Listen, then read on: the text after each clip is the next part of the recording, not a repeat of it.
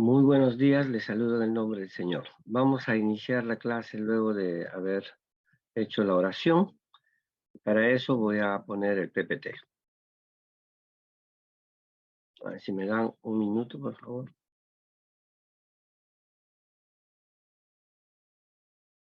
Ya estoy poniendo el PPT.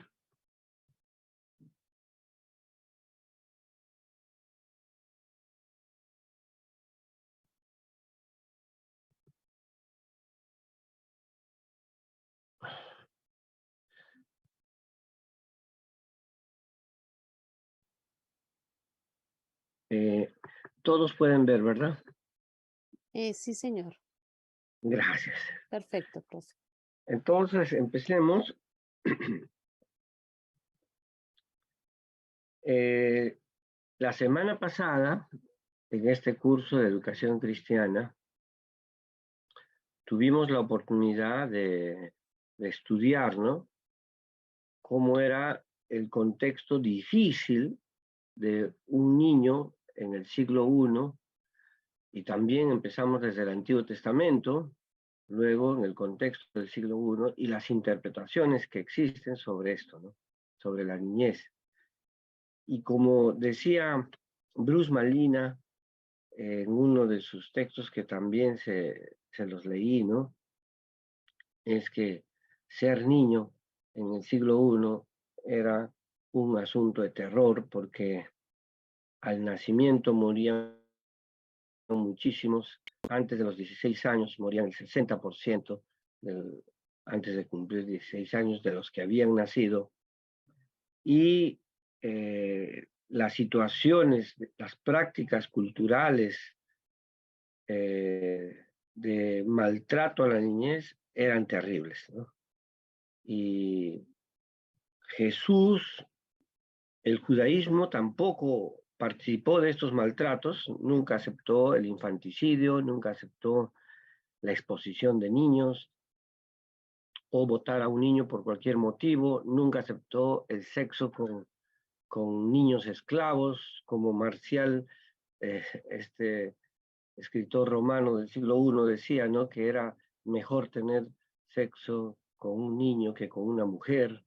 Entonces, y todas estas prácticas que existían, tanto el judaísmo nunca la aceptó ni la practicó, ni el cristianismo, y el cristianismo fue mucho más allá, mejoró el trato a la niñez, dignificó a los niños, los puso en el centro de la misión y les puso para que puedan participar de la misión, ¿no? Entonces, esto es lo que ahora vamos a estudiar, la niñez desde el reino de Dios de Jesús. Entonces, para esto voy a iniciar vamos a estudiar tres cosas puntuales. La primera, claves de interpretación bíblica del siglo I para comprender la niñez hoy, ¿no?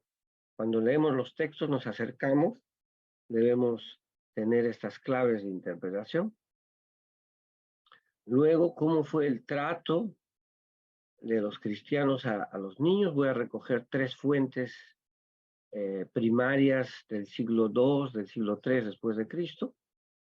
Y luego vamos a estudiar ya el tema que es el tema central, que es Jesús y el reino de Dios con los niños, ¿no? Eso es lo que vamos a estudiar hoy día.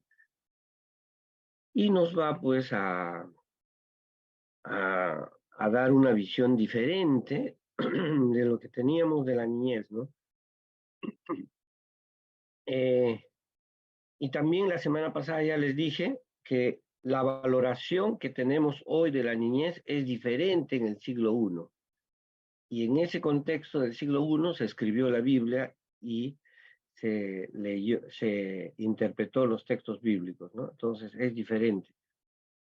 Entonces empecemos con las claves de interpretación bíblica del siglo I para comprender la niñez hoy. La primera cuestión es la siguiente, que hay algunos valores compartidos en el mundo mediterráneo del siglo I, ¿no? Que así vivían en ese contexto, que nos servirán como claves para interpretar los textos bíblicos que se refieren a la niñez en el Nuevo Testamento. Los más importantes son el sistema de pureza, lo puro e impuro. Esa es una cuestión importantísima en el texto bíblico, tanto en el Antiguo y Nuevo Testamento. Segundo, tal vez el más importante, el sistema de honor-vergüenza. Otro, la relación patrón-cliente, que también el que estudia esto puede comprender el sistema económico que estaba en el siglo I. Otra de las cosas que no compartimos en nuestro contexto es la personalidad diádica o personalidad orientada a la comunidad o grupo, mientras que hoy el sujeto moderno, posmoderno, es un sujeto individual. En la antigüedad, en la época del Antiguo y Nuevo Testamento, lo que valía la persona era por su grupo, que en hebreo se decía Betab, casa del padre, o Mishpachá, su clan, o Mate, su tribu, ¿no? Y esto, en torno a esto, se hacían las personalidades, ¿no? Y el intragrupo y extragrupo. Entonces, empecemos por el primero, el sistema de pureza. Miren en Marcos 7:1-2, dice, se juntaron a Jesús los fariseos y algunos de los escribas que habían venido de Jerusalén, los cuales, viendo a alguno de los discípulos de Jesús comer pan con manos inmundas, esto es, no lavadas, los condenaban, ¿no? Ahí está justamente lavarse la mano antes de comer, no solamente es como ahora algo saludable, algo que es bueno para la persona, sino que es impuro para Dios, ¿no? Entonces, yo, para que ustedes comprendan esto, puse lo siguiente: en el mundo mediterráneo del siglo I, el sistema de pureza era estricto, sobre todo en el judaísmo, en la cual está Jesús, Pablo, Pedro, ¿no? Así se ordenaba toda la realidad. Habían espacios o lugares puros, impuros, el tiempo también habían tiempos puros, impuros, habían personas que era pura o impura, y los demás seres vivos también, ¿no? Pertenecían a sistemas, incluso los peces, ¿no? Habían peces impuros, peces puros, habían animales puros, impuros, las acciones también, ¿no? Tocar, pasar de un lado a otro, etcétera. Lo que rompe el orden es lo impuro o manchado. Hay aversión a lo que sale de los moldes establecidos, a lo que no encaja a una categoría determinada. Y por eso el profesor Bruce Malina, en este libro, Los Evangelios Sinópticos y la Cultura Mediterránea del siglo I, en la página 383, dice así: decir lo contaminado es un modo de hablar de algo a alguien que está fuera del lugar. Los sistemas de pureza proporcionan mapas que designan el espacio social y el tiempo donde todo y todos podemos encajar. Así, son impuros los animales que no encajan con los animales Profesor que ellos Josías, consideran adecuados, basados. Sí, sí, ¿me escucha? discúlpame un momentico. Hermano Ronald, es que nos está grabando la clase. Ah, disculpe. Hermano Ronald, hay que grabar, sí. Gracias, gracias, Ok, Dios te bendiga. gracias. Bueno, gracias por empezar a grabar la clase. Estamos en el curso de la niñez desde el reino de Dios de Jesús, y estamos en el primer punto, claves de interpretación bíblica para el siglo I para comprender la niñez. Y hay varias claves, y la primera clave es el sistema de pureza. Entonces, miremos el comentario que yo puse a lo que dijo el profesor Malinas.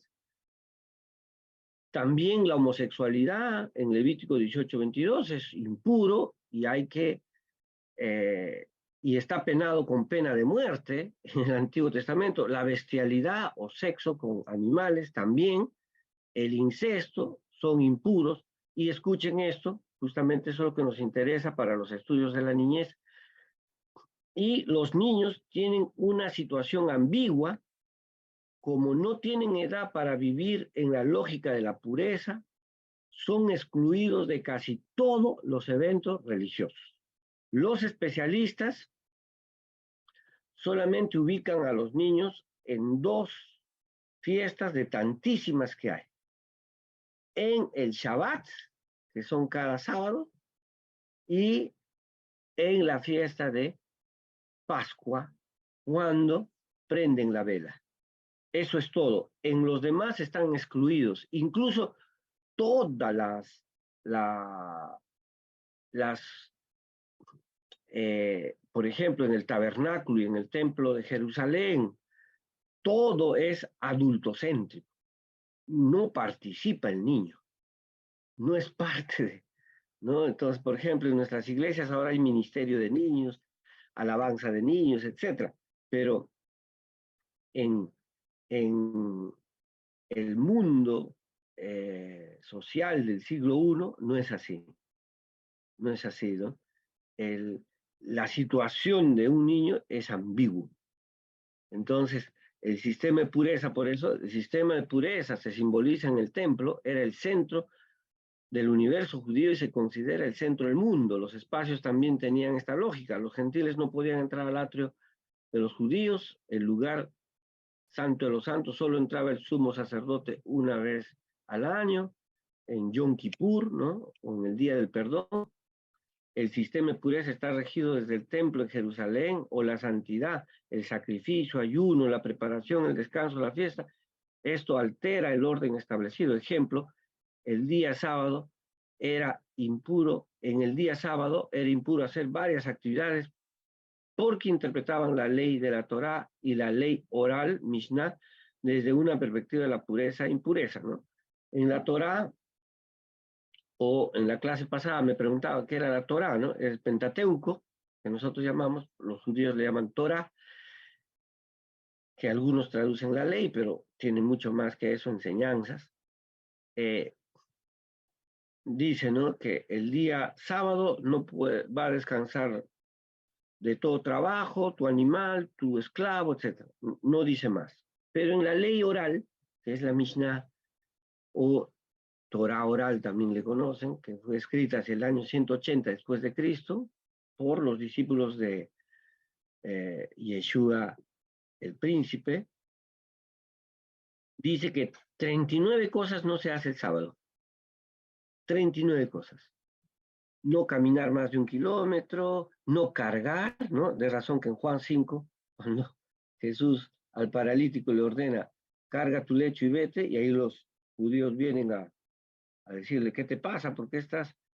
No amasar, Juan 9, Jesús escupe al suelo, amasa el barro, eso también era impuro. No asar, no amarrar a un animal, no sacar a un animal de algún lugar, tampoco podías curar a un animal en algún lugar, etcétera. Hay 39 cosas que están escritas en la Mishnah, ¿no? Entonces, esto es lo rígido de la pureza. Así, la niñez eran considerados como proyecto que poco a poco se estaba desarrollando, preparaban a los niños y las niñas para vivir en este sistema de pureza, pero ellos no eran ni puros, ni tampoco totalmente impuros, sino en una ambigüedad vivían, pero los excluían de casi todo el sistema de adoración. Aquí no había lugar para niños en el templo. En la antigüedad, segundo, ya estamos en el segundo, que es el sistema honor-vergüenza, que es el más importante. En la antigüedad, Grecia y Roma realizaron un tipo de retórica para expresar honor y alabanza, una retórica que se llama epidéitica, También tenían otros géneros como el encomio, las biografías, las oraciones fúnebres, que están relacionadas al honor de una persona, ¿no? Esto lo dice el profesor Jerome Nerey. Se han encontrado reglas elaboradas y precisas para escribir un encomio. Encomio, por si acaso, es alabanza a una persona, dar honor a una persona, en los manuales educativos llamados Progimnasmata, donde se describen categorías formales y deliberadas para elogiar a una persona que en su contexto eran dignos de alabanza. Estos manuales dan instrucciones de cómo alabar en cada etapa la vida de un héroe, ¿no? Y en su nacimiento, en su educación, en su aprendizaje, en su vida pública y su muerte. El encomio no fue un fenómeno literario retórico exclusivamente grecorromano, como indica el libro deuterocanónico eclesiástico del capítulo 44 al 50, este libro que está en las Biblias católicas, por si acaso, es un libro judío que se encuentra en la Septuaginta. ¿Qué es la Septuaginta? Es la versión griega del Antiguo Testamento, pero no sabemos por qué razón, aparte de los libros que tenemos, ¿no?, en el Antiguo Testamento, los 39 libros, aumentaron más libros.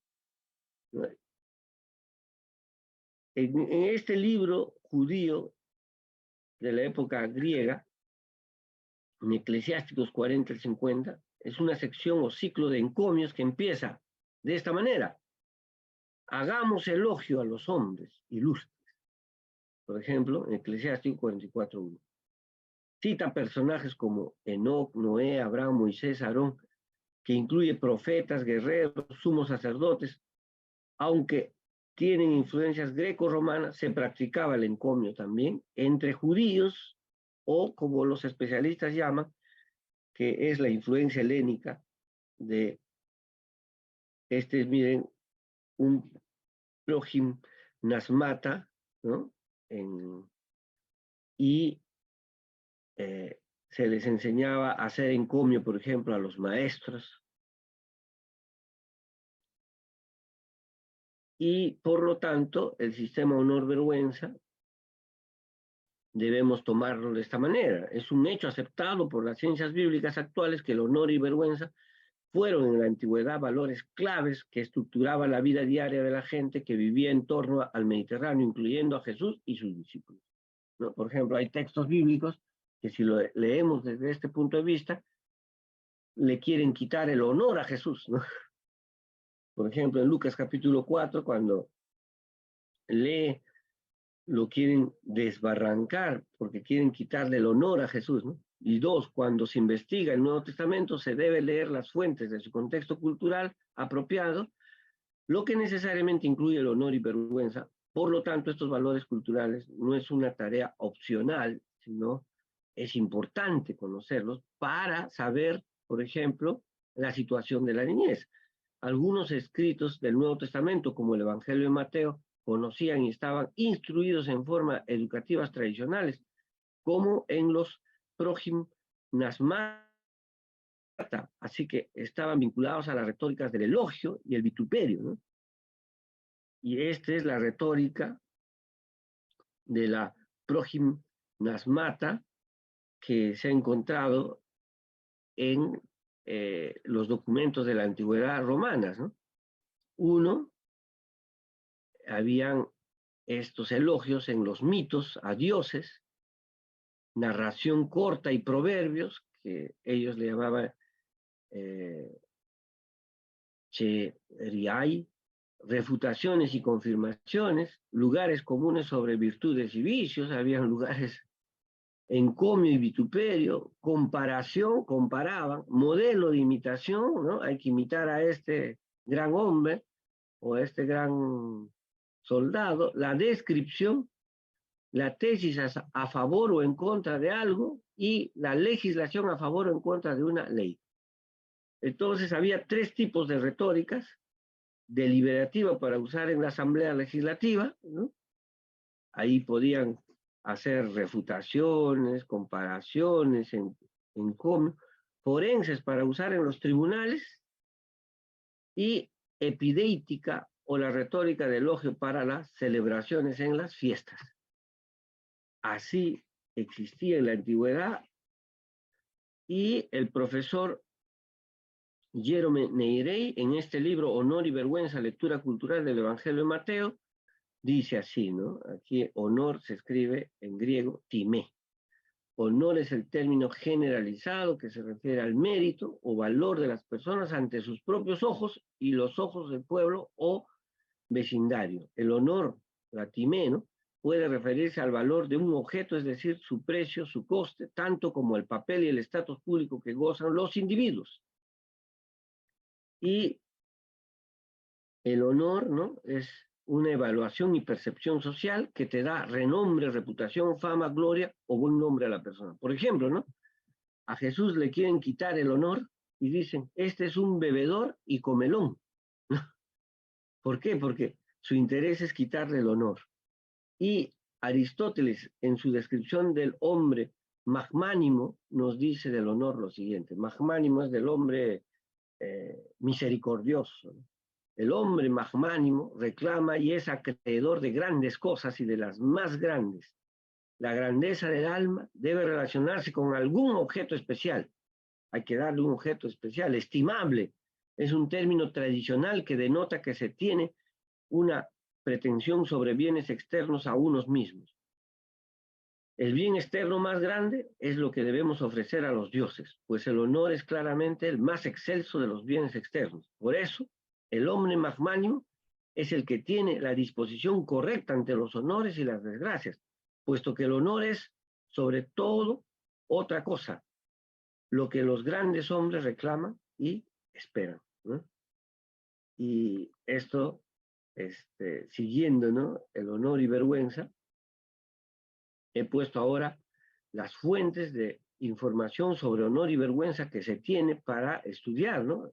La antropología cultural moderna nos ha mostrado que estas nos muestran a innumerables formas de un completo, matizado y coherente modelo de honor y vergüenza en términos de instituciones sociales y psicología social y grandes estudios de la cultura mediterránea del siglo I de varios países, aunque difieran en lengua, historia y geografía, pero reflejan una comprensión típica de honor y vergüenza en todas las culturas del Mediterráneo del siglo I. Quiere decir, en Hispania, lo que llamamos España, en Roma, en Asia Menor, en donde estaba Judea, en el África, etc.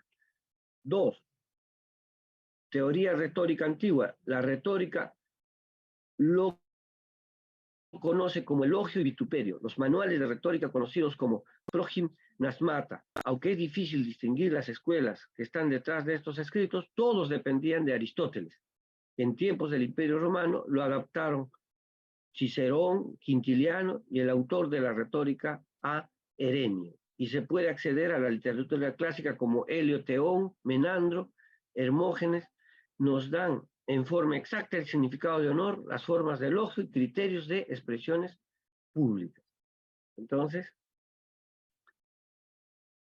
vayamos ya al honor y vergüenza en el Nuevo Testamento. En el Antiguo Testamento también se encuentra el valor esencial de honor y vergüenza, como lo han evidenciado los estudios de ciencias bíblicas desde la perspectiva de ciencia social. Y el honor como valor esencial en el Nuevo Testamento se comprende desde un valor universal desde el siglo I, las palabras honor, timé, honrar, estimado, gloria, glorificar, honorable, despreciable, son abundantes. Por ejemplo, en Romanos 12:10 dice, amaos los unos a los otros con amor fraternal, en cuanto a honra, prefiriéndose los unos a los otros. Esto es timé, en cuanto al honor. Y Genofonte, ¿no?, un escritor del siglo I, explicaba, en esto el hombre difiere de los otros animales, me refiero al anhelo del honor, pero el deseo del honor no ha arraigado a ningún bruto, ni tampoco en todos los seres humanos, pero aquellos que más se diferencian de las bestias del campo, estos son contados como hombres y no como simples humanos, ¿no? Entonces, el hombre que quiere Honor no es cualquiera, no es un simple humano, es un hombre verdadero que se diferencia de los animales que no quiere el honor, ¿no? Entonces, honor es el término generalizado que se refiere al mérito o valor de las personas ante sus propios ojos y los ojos de su pueblo o vecindario. El honor, timé, puede referirse al valor de un objeto, es decir, un precio, su coste, ¿no?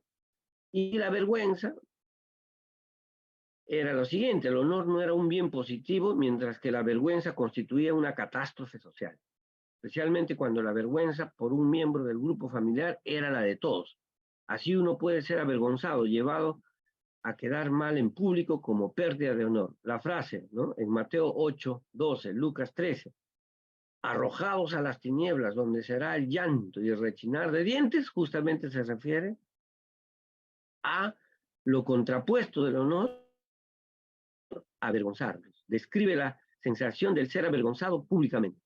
Y el desafío-respuesta, como el honor es un bien limitado, la comprensión por el honor era intensa, ¿no? La consecuencia de esta realidad fue el rol de desafío-respuesta. Se convirtió en un fenómeno cultural y de carácter público. Consistía, uno, alguien venía y te hacía un desafío tratando de minar el honor de otra persona, como varias veces se encuentran los fariseos, los saduceos, ¿no? Queriendo minimizar a Jesús, ¿no? Y la respuesta es una reacción que correspondía al reto en igual medida o incluso mayor, tanto bueno como lo malo, ¿no? Entonces ahí Jesús está luchando para que no se desacredite. Ahora, veamos la situación de honor de los niños. Ya hemos estudiado la semana pasada. Era habitual en la cultura mediterránea del siglo I las siguientes prácticas contra la niñez: la exposición de niños, botar a un niño a la calle, ¿no? Entre la cultura romana, el infanticidio, matanza de niños por motivos hasta de hambre de las personas, podían matar a un niño, la esclavitud y trabajos forzados, como hemos puesto en los videos. Niños de 6 años, de 14 años, habían trabajado demasiado. La tortura o el abuso sexual, como por ejemplo la pedrastría, y la explotación, la prostitución de las niñas, ¿no? Es cierto que hoy en día muchos niños de ambos sexos siguen siendo sometidos a semejantes violencias, ¿no? Hoy día también hay matanza de niños, botan niños, ¿no? Torturan, etcétera, pero la diferencia está en que la inmensa mayoría de la gente lo ve como algo anormal y execrable, mientras en aquellos momentos eran muy pocas voces que lo condenaban, ¿no? Y entonces, ¿cómo era la situación de honor de los niños, ¿no? Y para esto rápidamente les leo Gálatas 4:1 y 2. Voy a leerlo en la versión traducción del lenguaje actual de las Sociedades Bíblicas Unidas. Pablo dice así: lo que quiero decir es esto: mientras el hijo es menor de edad, es igual a cualquier esclavo de la familia y depende de las personas que lo cuidan y le enseñan hasta el día en que su padre le entrega sus propiedades y le hace dueño de todo. Entonces, ¿cuál es el honor del niño? Que pertenece a una familia, pero es considerado como cualquier otro esclavo, hasta que su padre le da la mayoría de edad. Por ejemplo, en Juan 9, ¿no? Cuando al ciego de nacimiento le preguntan, oye, ¿qué? Le llaman a sus padres ¿qué dicen? Edad tiene para responder, ya es mayor de edad, así que yo no tengo nada que ver. ¿No es cierto? Entonces, el niño, mientras es niño per se, es un considerado como esclavo en la cultura, y también eso también era en el judaísmo. Y parece ser que muchos cristianos también practicaban eso. Por eso Pablo está diciendo eso.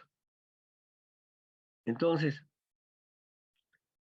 la segunda es el honor-vergüenza, ¿no? Que es, el tercero es patrón-cliente. Esta es una pintura de Alma Taera, ¿no? Y acá hay un patrón y un cliente. Actualmente se parte de la idea de que debemos vivir en democracia, por ejemplo, ¿no? Que todos debemos tener el mismo valor, que las mismas oportunidades. En la antigüedad los miembros de la sociedad no eran iguales. En este contexto el patrón era una persona de honor y de recursos económicos más grandes, con una cantidad de clientes, y procuraba aumentarlos porque ello le proporcionaba más honor. Entonces este es el patrón, y podía tener 20 clientes, 30 clientes, 40 clientes, dependiendo cómo trabajaban juntos, para que tenga más dinero el patrón, y la vida económica de un cliente, ¿no?, dependía de la vida económica del patrón. Si el patrón caía en desgracia, todos caían en desgracia. Entonces, por eso les decía que también describe el sistema económico de la época, ¿no? Los clientes buscaban un buen patrón, aunque este sistema surgió en Roma, se había extendido en todo el mundo romano. El patrón era un benefactor, solía hacer obras públicas, organizaba festejos, el emperador era el gran patrón de sus oficiales y estos eran los patrones inferiores. Así existía una red de patronazgo que funcionaba como una gran red de control de ideología del imperio. Esto se aplicaba a la relación entre hombres y la deidad también, ¿no? Dios lo miraban como un patrón. Así, Bruce Malina explica: todos los sinópticos se muestran de acuerdo en que Jesús proclamó el reino de Dios o de los cielos, es decir, el disfrute inminente de beneficios de tener a Dios como rey patrón, y en todos hay una voz celestial que avala que Jesús, como hijo querido, es una persona que goza de especial patronazgo por parte de Dios, ¿no? Esta forma cultural de patrón en la familia se conocía como en Roma como el pater familias, el cual tenía derechos sobre los niños, quedaban expuestos a decisiones del jefe de familia, los niños tenían que someterse a su patrón, aunque fuera un abuso terrible. Entonces, como en las familias había un patrón, un patriarca, entre los judíos se llama el Betab, la casa del padre, los niños estaban expuestos a las decisiones de los demás. Por ejemplo, en Hechos capítulo 16, cuando Pablo está encarcelado, viene un terremoto y por honor, justamente acá, por honor, él, el, el, el guarda romano se quiere matar. ¿No es cierto? Ahí. Y Pablo dice: no te hagas nada, todos estamos aquí. ¿Qué debo hacer para ser salvo? Cree en el Señor Jesucristo y serás salvo tú y tu casa. ¿Por qué? Porque si el jefe de familia se convierte, sus hijos menores y sus hijos no pueden preguntar: yo quiero ser de otra religión. No, el papá viene a casa y ordena y dice: me he convertido a Cristo, todos van a ser cristianos, y todos tienen que ser cristianos. Habían personas que estaban en desacuerdo, sí, podían estar en desacuerdo, pero tenían que salir de la casa. Esa es la lógica. Y entonces, la relación patrón-cliente tiene que ver mucho con los niños, porque todo dependía de él. Por ejemplo, los abortos que se han encontrado en la antigüedad no dependía de la chica de 15 años, 16 años que quiere hacerse el aborto, no. Dependía del patrón. Él decidía si había aborto o no. Un niño nacía, él decidía si ese niño era de su casa o no. Si no lo acogía en sus piernas, como lo hemos estudiado la semana pasada, era expuesto. Entonces, ahora pasemos a la personalidad diádica, orientada al grupo. Miren, este es el sistema de una familia hebrea en el siglo I. Todos pertenecen a la casa de un padre, tienen un clan, el Mishpajá, una tribu, y el Am es Israel, ¿no?, el pueblo. El individualismo es propio de nuestras sociedades occidentales. En la antigüedad y el mundo mediterráneo del siglo I, esto es diferente. Cada persona estaba implicada en otras y su identidad solo se podía explicar en relación con otros que integraban un grupo fundamental. Es por eso que, por ejemplo, en Hechos capítulo 2, capítulo 4, los cristianos no solamente hacen comunidades cristianas, hacen familias verdaderas. Hasta venden sus propiedades, lo llevan a los pies de los apóstoles y crean una familia. ¿no? Que hoy la sociología llamaría familia extendida, no nuclear, ¿no? No de sangre, pero una familia. Un miembro de un grupo, una persona, era en el resto del grupo psicológicamente. Creía, dependía de los demás para llegar a comprender quién era. Esto llevaba a practicar y creer estereotipos muy marcados. Por ejemplo, en Tito, en Juan, en Marcos, ¿no? Hay un estereotipo. Señor, los samaritanos no nos han recibido, vamos y quemémosle, le dicen sus discípulos a Jesús. Jesús dice, no, solamente sacude el calzado de tus pies, ¿no? Y lo más importante para nuestro estudio, los niños y niñas afirmaban su personalidad al pertenecer al grupo. Su forma de pensar, su valoración del bien y del mal era compartida con el grupo. Por lo tanto, la niñez repetía los valores del grupo al que pertenecía, la familia a la cual pertenecía. En el judaísmo, la familia se llamaba Bet Ab, que se traduce del hebreo al español. Bet es casa, Ab padre, casa del padre. Y aquí está el ejemplo bíblico de lo que les estoy diciendo. Eso se encuentra en la Biblia, en Josué 7, 16, 18, ¿no? Se los leo. Mandó que se acercara a Israel por tribus, Mate, y fue designada la tribu de Judá. Mandó que se acercara a los clanes, Mishpajá, de la tribu de Judá fue designado el clan de Seraj. Mandó que se acercara el clan de Seraj por familias, y fue designada a suerte Sabdí, ¿ve? Habían familias en cada clan. Mandó que se acercara a la familia de Sabdí y fue designado Acán, hijo de Carmí, hijo de Sabdí, hijo de Seraj, de la tribu de Judá. Ese es el sistema de familia. Y esa es la personalidad diádica. Y para culminar, que tenemos unos 7 minutos de esta primera hora para luego pasar,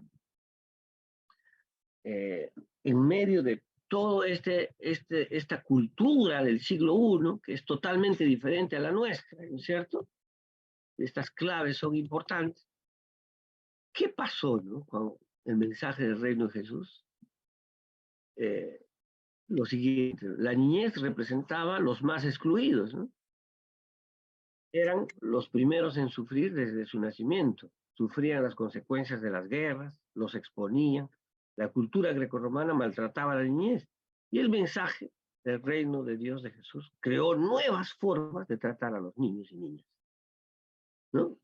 Los niños y niñas carecían de estatus en la propia familia, un menor era considerado hijo o esclavo, como ya lo hemos explicado en la interpretación. Solo si se llegaba a ser adulto podía heredar bienes, el huérfano era el miembro de la sociedad más débil y vulnerable, niño también era sinónimo de insulto, por ejemplo, en Mateo 11, Lucas 7:32. En el cristianismo primitivo hay acciones para abolir las costumbres inhumanas contra la niñez, ¿no? Estos cristianos del siglo I, del siglo II, empezaron a hacer cosas para abolir, defendían la vida humana antes que naciera y después que nacía, como la Didache en la carta de Bernabé, en los escritos de Atenágoras, Tertuliano y otros, como lo hemos estudiado la semana pasada, ¿no es cierto?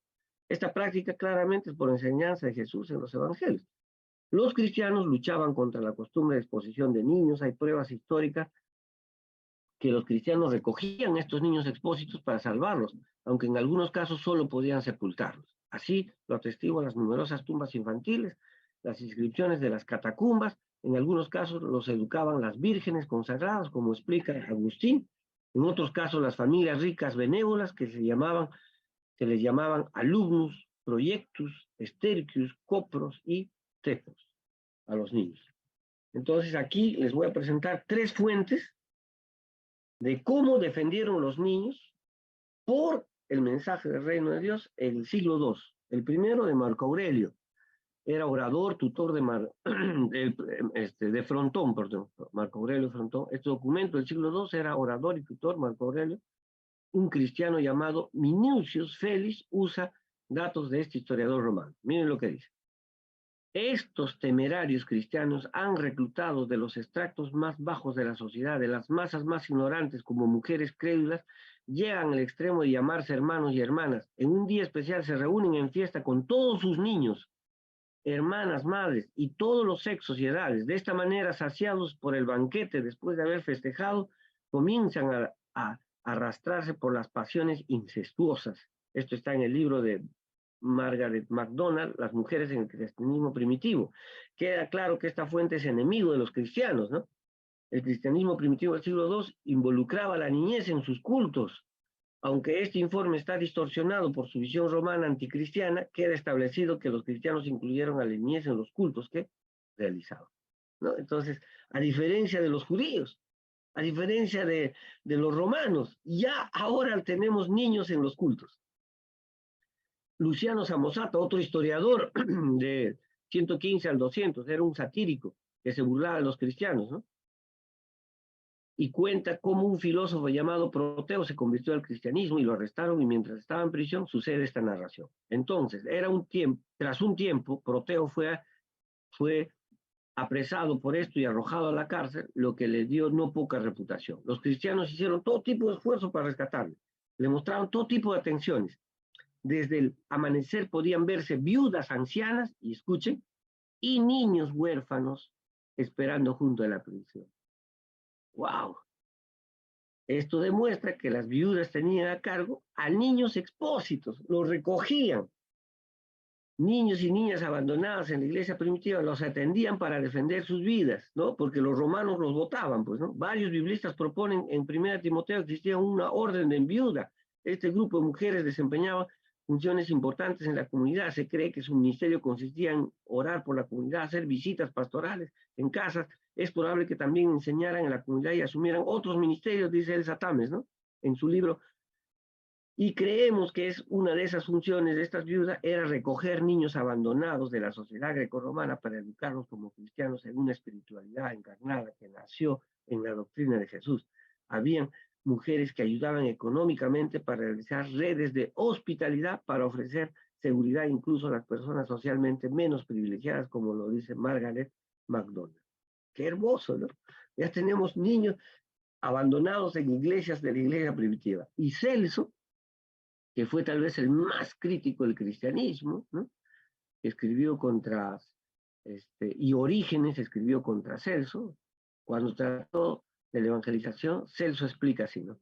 Si alguien es ignorante, si alguien es estúpido, si carece de educación, si es niño, que venga prontamente. Ellos mismos admiten que son capaces de convencer a los locos, a los carentes de honor y a los estúpidos, solo los esclavos, a las mujeres y a los niños.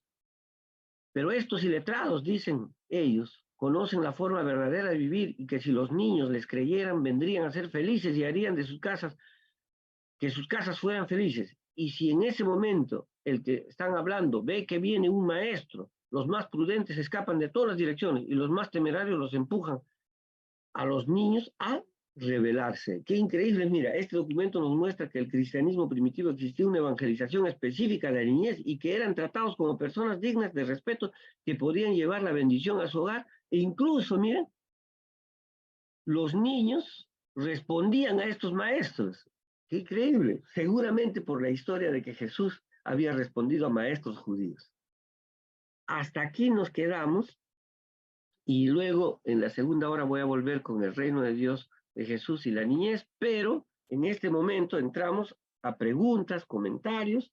Tenemos hasta las 11 o 12 minutos. Adelante, por favor, puede levantar la mano o puede escribir en el chat también la pregunta, y estamos para ayudarles. Qué gusto. Pueden levantar la mano y les van a dar la opción de abrir sus micrófonos. Adelante, por favor, o pueden escribir en el chat. La hermana Marta Amezquita Marín ha levantado la mano. Si le pueden dar el audio, por favor. Ya, muchas gracias. Muy buen día a todos. Sí, pues esto me lleva es más a una reflexión, pues estamos tratando un contexto del siglo XXI, del siglo I, perdón. Sin embargo, vemos cómo actualmente se reflejan esos comportamientos que veíamos en ese siglo relacionados con la exposición de niños, el infanticidio, la esclavitud, el trabajo forzado, las torturas, el abuso sexual, la explotación en la prostitución, y realmente esa es la realidad. Y ahí la reflexión es precisamente tomar ese ejemplo de cómo empezaron pues los cristianos bajo la palabra y Exacto. la orientación de Jesús a crear a buscar pues la solución, a un mejor trato, a organizarse para la protección de esos niños. Entonces vemos también cómo nos está dando ya una solución que como cristianos podemos poner en acción, porque cada vez se incrementa más esas expresiones del siglo I, 21 siglo después. Esa es mi reflexión. Muchas gracias. Gracias, hermana Marta. Y justamente estamos estudiando el contexto del siglo I, porque nuestra Biblia está escrito en eso, para contextualizarlo hoy en el siglo XXI. No, no pasará así de modo tan grande como en Roma, ¿no? El emperador Tiberio, dice Suetonio, que tenía unos niños en su piscina para tener relaciones sexuales con niños varones, varones de 10, 12 años, y les llamaba mis pececitos, ¿no? No tenemos así escándalos como eso, pero sí existe.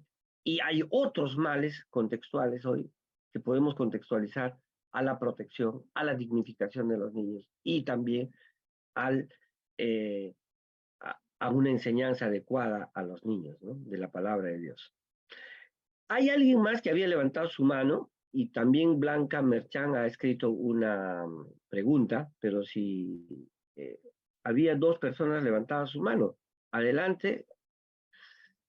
Dios le bendiga, profesor Josías y compañeros. Qué gusto.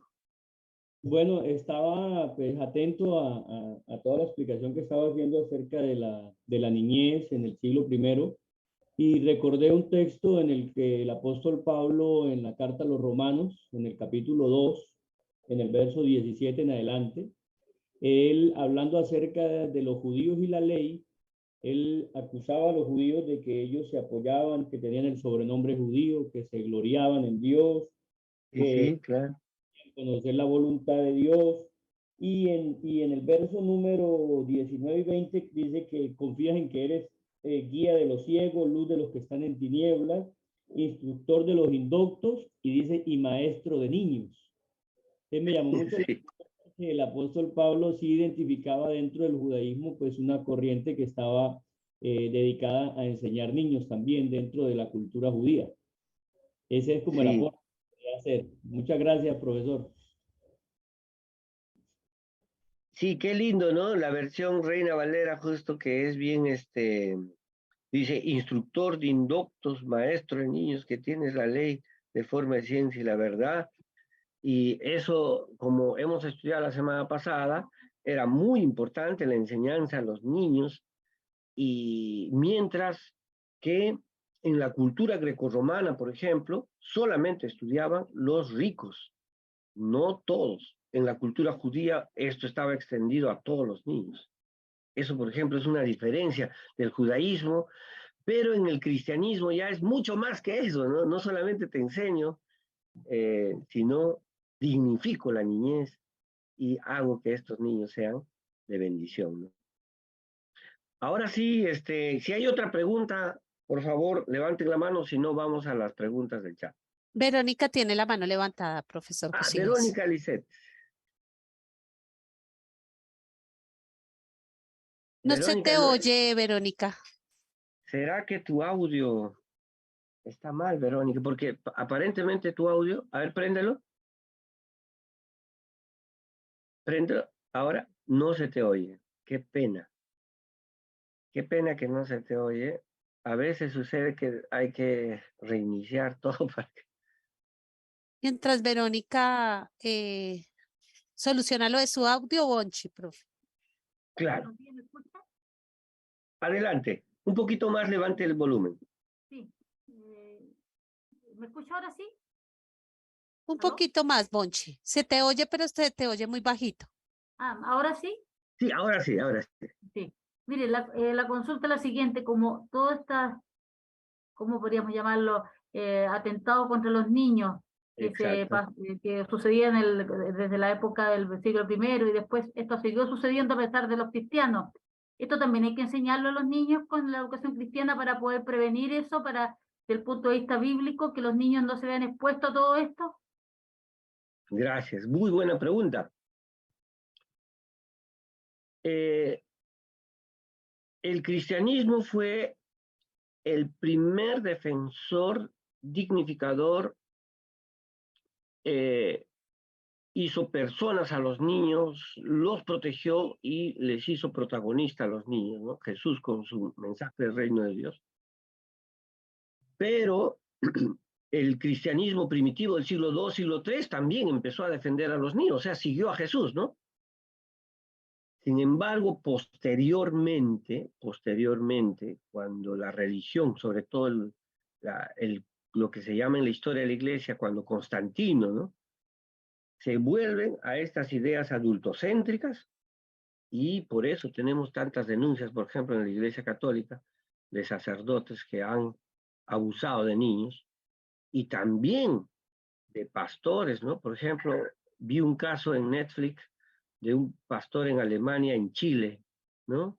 Que hizo una comunidad donde abusaban de niños, niñas, etcétera, y cualquiera, ¿no? Como dice el texto bíblico, que sea tropiezo a uno de estos, sería mejor que se ponga una cuerda en el cuello y se tire venga de donde venga. Hoy día también, ¿no? La niñez tiene que ser protegida, tiene que ser, pero cuando sucede nuevamente estas cosas con otras formas del siglo XXI, los cristianos justos somos los defensores de los niños, las niñas, somos los dignificadores de los niños y los protectores. Y tenemos que seguir una crianza con ternura con la niñez. Gracias, hermana. Ya nos queda solo 4 minutos para las 10, así que voy leyendo esta pregunta de Blanca Merchán. ¿Podría decirse que solo hasta el siglo II son las primeras comunidades cristianas sembradas por los discípulos que empezaron realmente a enseñar la palabra de Dios a los niños, o se hacía de forma oculta? Muy buena pregunta, hermana. Tenemos en el siglo II, siglo III, siglo IV, comunidades que estaban protegiendo a los niños, niñas, y como ya dije, ¿no? La iglesia tomó la postura de seguir a Constantino el Grande, y esta iglesia poco a poco se vuelve religiosa, donde la visión adultocéntrica se impone. Sin embargo, siempre en todos los ciclos hubo defensores de niños. Hubo defensores de niños y niñas. ¿Por qué? Justamente por la palabra de Dios, por Jesús. Mientras otros, pues, ¿no? Hicieron todo un sistema de abuso, de violencia contra la niñez. Y hasta crearon lugares donde los exponían, ¿no? Jael Prado dice, viendo la historia, la participación de niños ahora se debe involucrar a los niños en el discipulado de los cultos. Gracias. Sí. No solamente debemos hacer culto de niños, que está bien, ¿no? Que hay niños tocando, dirigiendo, que eso está excelente. La participación de niños, que está vinculada también, por ejemplo, a las políticas públicas de participación ciudadana, también debe incluir en las decisiones de las iglesias, como por ejemplo en el plan estratégico o decisiones económicas, a representantes de adolescentes, jóvenes, niños, deben ser partícipes, porque si no, lo que tenemos es una visión adultocéntrica de la iglesia, y es por eso que como no hacemos participar, ¿por qué creemos que deben participar los niños? Porque Jesús hizo participar a los niños. Por ejemplo, en una discusión de quién es el mayor, puso al niño en el medio y hizo que Jesús hizo que participara el niño. Entonces, por ese principio bíblico creemos que los niños deben participar. Y hoy en día el 90 y tantos % de las iglesias no hacen que participen los niños. No participan los niños. Tenemos una visión adultocéntrica. Por eso, por ejemplo, una de las cosas que vemos en estos ONGs como Compassion Internacional dedicado a niños, o World Vision Perú, a la cual yo pertenezco, que soy el especialista en relaciones de iglesias para el Perú, de World Vision Perú, y trabajamos con los niños y niñas. Vemos, ¿no? Por ejemplo, las infraestructuras, ¿no? Se hacen baños en las iglesias nunca para niños. Por ejemplo, es solamente un ejemplo nada más, ¿no? Y si pondríamos los otros ejemplos, compramos instrumentos, pero nunca para instrumentos para niños. Compramos, o lo último que hacemos es la cuna, el lugar de niños. Eso es lo último. Lo primero es, pues, la visión adultocéntrica. Y ahí se refleja que todavía seguimos en una cultura así, ¿no? Ahora sí creo que Verónica Lisset puede tener el audio. Adelante para darle la oportunidad. ¿O sí? Sí, Sí, ahora sí, señora. ahora sí. Ahora Sí. sí, gracias. Sí, la pregunta era quizás como un poquito más de comentario, como usted decía, recuerdo donde está en Juan, donde usted nos hablaba sobre Jesús sana a un hombre, ya era un hombre, pero dice que era de nacimiento. Y cuando Sí. van a los fariseos no creen en él y aún llaman a los padres. Y los padres, por no dar su derecho como padres, ¿verdad? Defender a su hijo, aunque ya era adulto, le dice que ya tenía su edad para responder. Se mira ahí la explotación aún de la familia que no tenían derechos, ¿verdad? Pero usted decía que aún hoy en día sigue lo mismo, porque a veces el hijo puede defenderse, pero el padre a veces no lo defiende. Entonces al final caemos en el mismo siglo I. Sí, solamente de otras formas. Antes había infanticidio, exposición de niños. Ahora hay maltrato a la niñez, pero de otra forma. Psicológica, violencia sexual, por ejemplo, apañada, porque el 70% de los violadores sexuales son de la familia. ¿Y qué hacen? No hay que denunciarlo porque ¿de dónde vamos a vivir? Él trabaja. Entonces tiene derecho a violar a un niño porque trabaja. Es algo totalmente antibíblico y contra el reino de Dios. Muy bien, gracias por los comentarios y todo. Me alegro mucho por este tiempo que tenemos. Y ahora vamos a pasar a la segunda parte. Amén. Amén. Y esto es la parte más importante, que es Jesús y el reino de Dios. Esta es la parte más importante. Es como decir ya la culminación, ¿no?, del mensaje. Y ahí está, queridos alumnos, ya lo están viendo. Y el reino de Dios, de Jesús y la niñez. Y empezamos, ¿no? La niñez en el ministerio de Jesús es el símbolo del reino de Dios. Ahí Jesús lo dijo varias veces, ¿no? Si no nos hacemos como niños, no podemos entrar al reino de Dios. Por la difícil condición social y cultural que atravesaba la niñez, que ahora lo comprendemos más, porque a veces cuando no hemos estudiado estas cosas, y por ejemplo venían, le traían las mamás a los niños y los discípulos le reprendían, ¿no? O había un niño que estaba pasando, por ejemplo, lo que acaba de citar la hermana, ¿no? Lisset, hace poco, en Juan capítulo 9, había un ciego de nacimiento que ya estaba adulto. Y las fuentes literarias del siglo I y las fuentes arqueológicas han mostrado que casi todos los ciegos que pedían dinero andaban con un niño. Pero ahí está invisibilizado, ¿no? Por ejemplo, cuando le dice Jesús, ve al estanque de Siloé, ¿cómo fue el ciego de nacimiento? Es muy probable que un niño que era esclavo le está llevando y juntos vivían de ese dinero, porque ni el ciego nacimiento puede vivir sin el niño y el niño tampoco puede vivir sin el ciego porque compartían.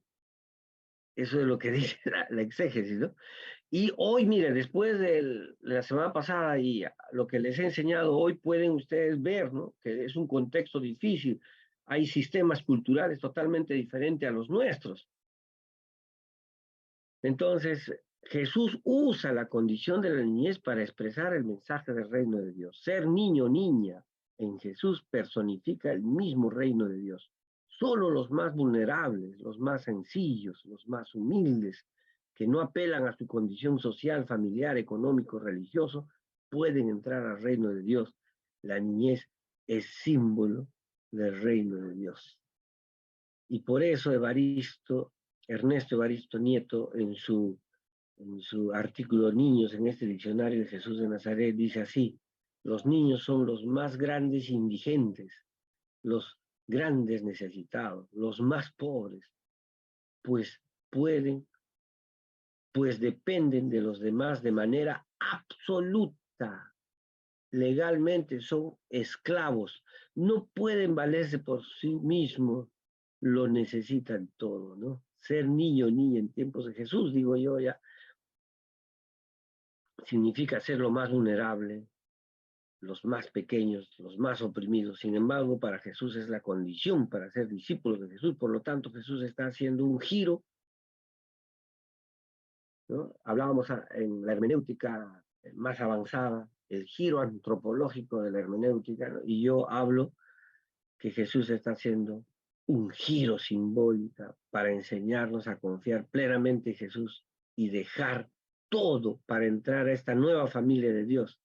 Este giro simbólico, ¿no? Así ser niño, niña en Jesús es pertenecer al reino de Dios y ser parte de todas sus bendiciones y sus condiciones. Qué hermoso, ¿no? Esto es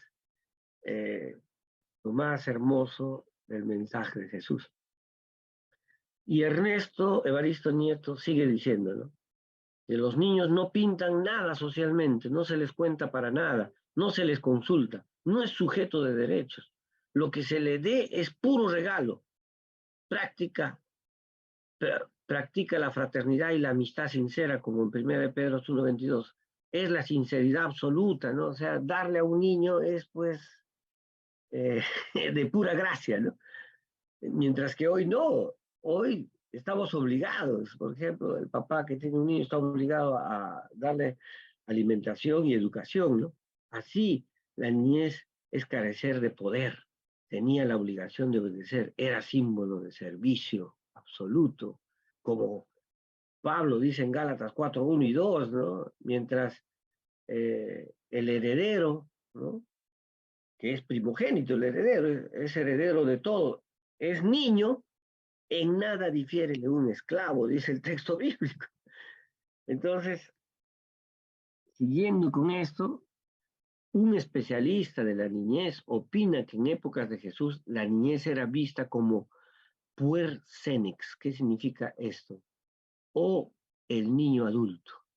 Por los relatos de los evangelios, esta es una interpretación que se debe tomar en cuenta. Este profesor Reinhard Asgard, en este libro La infancia de Jesús, texto bilingüe del Evangelio apócrifo del Pseudo Tomás, explica, ¿no?, los niños eran percibidos de forma negativa en la antigüedad. Se les consideraba carentes de juicio, ignorantes, pendencieros, corporalmente frágiles, ¿no? Esta realidad podemos verla como ambivalente. Por un lado, apreciaban a la niñez, como hemos visto en la clase pasada, ¿no? Cuando un papá tenía un niño, festejaban y todo. Y por otro lado, la cultura de maltrato, en este contexto, se hacía para la disciplina de la niñez. Los niños eran vistos como adultos. Es más, ¿no?, yo puse unos videos de la profesora Mary Beer para que ustedes puedan verlo y puedan responder preguntas, ¿no? He puesto videos sobre la niñez, como explican los especialistas, la profesora Mary Beer y un especialista ahí, que en la antigüedad no es como ahora. Por ejemplo, ahora hay juguetes para niños, didácticos para niños, ropa de niños, ¿no? En la antigüedad no existía eso. Las ropas de adultos los cortaban y los hacían para niños. No, no había una condición especial de ser niños, ¿no? Y el profesor Asghar Reidar dice, ¿no? Los adultos mantenían con los niños relaciones distantes y caracterizadas por una escasa perspicacia psicológica, disciplinándolos a base de castigos físicos, como también le enseñé la clase pasada.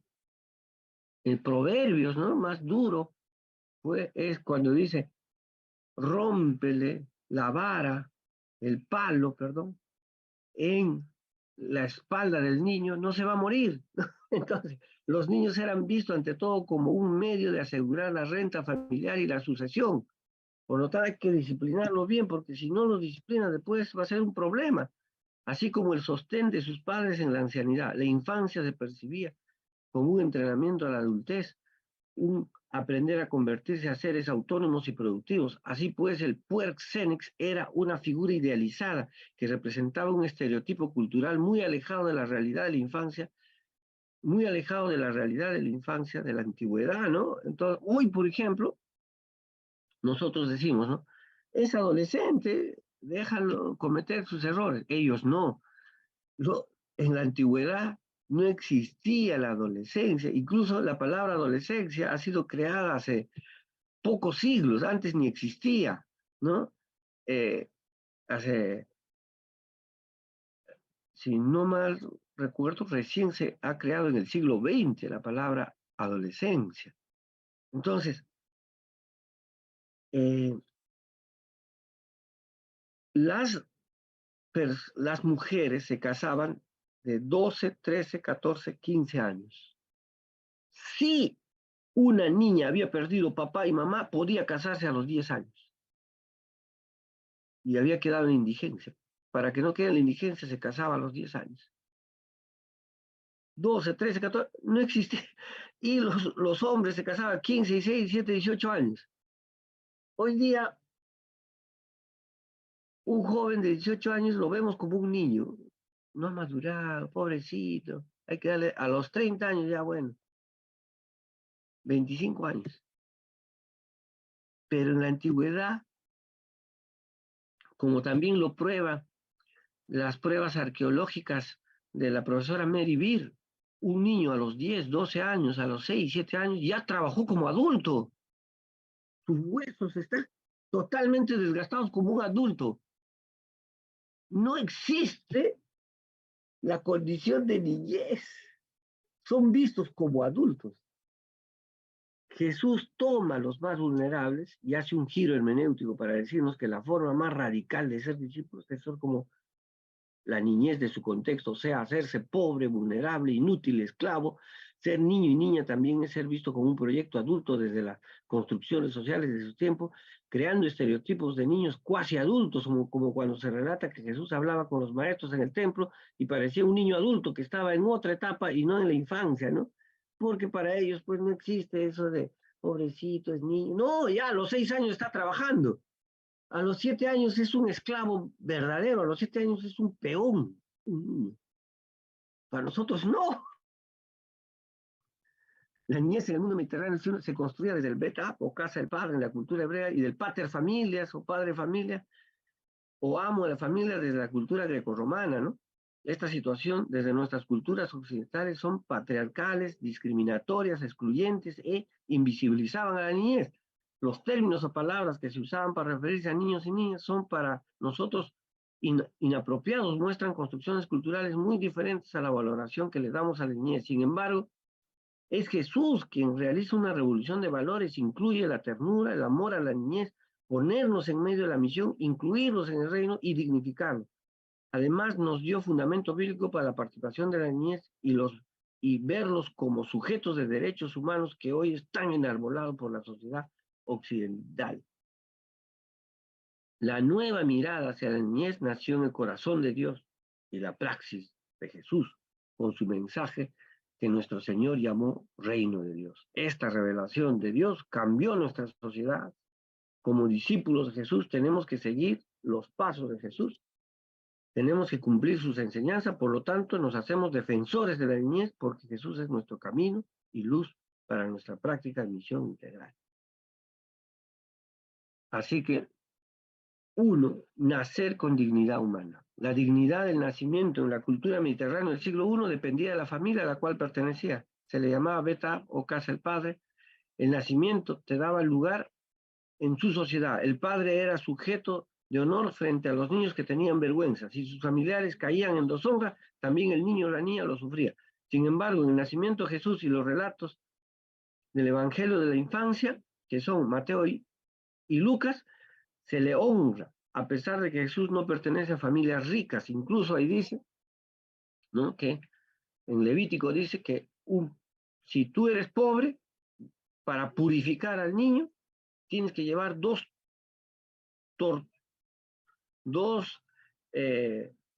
tortolitos o pájaros, ¿no?, para la ceremonia de purificación de niños, si eres pobre. Si eres rico, puedes llevar pues un carnero. A Jesús le llevaron 2 tortolitos, dice el Evangelio de Mateo, ¿no es cierto? Honorables o familias que tenían poder. La genealogía y la narración de su nacimiento está en lenguaje de encomio, ¿no?, de alabanza, pero la narración es claramente contracultural. No está diciendo que Jesús era un rico, ¿no?, nacer en un pesebre, dar 2 tortas, no está diciendo que Jesús es un rico, no es un rico. Los ricos es el nacimiento, por ejemplo, de Julio César, de Augusto y otros, ¿no? Desde esta clave teológica podemos ahora hacer una praxis de un evangelio que vale más la condición de ser humano en el nacimiento que sus condiciones económicas y sociales. Entonces, el nacimiento de Jesús, ¿no? Por ejemplo, una de las cosas que me impresionó, ¿no?, fue cuando estudié por qué en el relato de Lucas los pastores van a honrar a Jesús. Eso es un relato contracultural, un relato irónico, de burla incluso, ¿no? Si tú lees los nacimientos de Augusto, del emperador Alejandro, etc., ¿quiénes le honran, no? ¿Quiénes van a honrarle? Los grandes hombres de honor de su tiempo. Pero los exégetas han demostrado que los pastores de ovejas eran deshonrados. En la lista de la Mishnah de actividades impuras es ser pastor de ovejas. Entonces, los pastores de ovejas son invitados, ¿no? Yo, después de haber estudiado, los consideraba, es como invitar actualmente a los recicladores que están en nuestras ciudades, ¿no? Por ejemplo, yo vivo acá en Lima, en un distrito que se llama Santiago de Surco, y en las noches pasan unos hombres y mujeres extranjeros, peruanos, mirando el desecho de la basura para recoger, ¿no?, botellas, por ejemplo. Por eso yo escojo las botellas junto en un solo bolso, y sé que ellos buscan eso y ya se lo saco a ellos ya para que ellos se lo lleven, porque necesitan para subsistir, ¿no? Entonces, era como si los recicladores de hoy estarían en el nacimiento de Jesús. Eso es un relato contracultural. El nacimiento de Jesús rompe los paradigmas de su cultura. Los nacimientos dignos son de los ricos, poderosos y familias que tenían. Sin embargo, Jesús, sin estar en esta estructura de poder, su nacimiento en una familia común de Judea que se asienta en la Galilea de los gentiles, rompe estas construcciones de jerarquización y poder, porque el nacimiento de este Mesías es contracultural y contra los valores de poderes establecidos. Así la niñez es dignificada desde el nacimiento, así como Jesús nació en un pesebre y en una familia de necesidades económicas, fue dignificado por Dios. Así los niños y niñas de hoy valen por ser personas humanas. Por eso un teólogo explica, ¿no?